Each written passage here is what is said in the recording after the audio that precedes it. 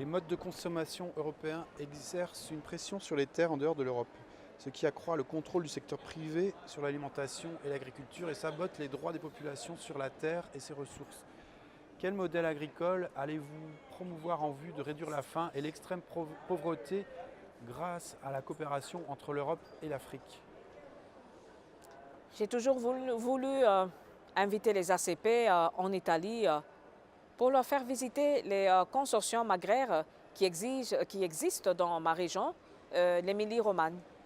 J'ai toujours pensé à ce modèle agricole à petite échelle et que ce modèle était un bon modèle pour les ACP parce qu'il permet à des entreprises familiales de petite et moyenne dimension de gérer quelques hectares de terre et réussir à se maintenir sur le marché.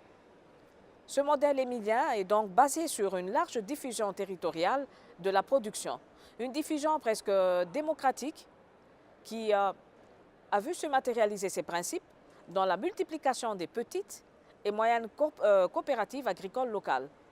Naturellement, un rôle fondamental a été reconnu aux institutions locales, notamment la région qui finance et promeut l'agriculture et les institutions provinciales qui se sont spécialisées dans la promotion des activités et des services structurants, la bonification des terres, la protection de l'environnement, la réglementation de l'usage des pesticides, la structuration des filières de transformation.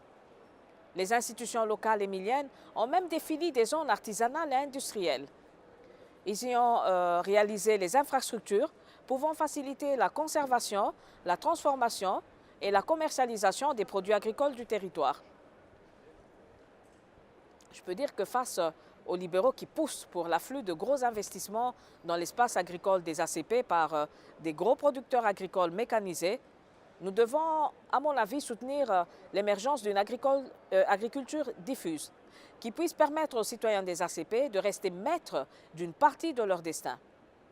Et c'est ainsi qu'ils pourraient bénéficier des produits de leur travail tout en conservant dans le temps leur intégrité et le respect qui leur est dû. À ce sujet, nous avons mené beaucoup de batailles pendant cette législature, notamment quand nous avons dû affronter le rôle de l'agriculture dans les objectifs de développement durable. Si je pouvais emmener certains décideurs des ACP voir le modèle émilien, je le ferais avec énormément de plaisir.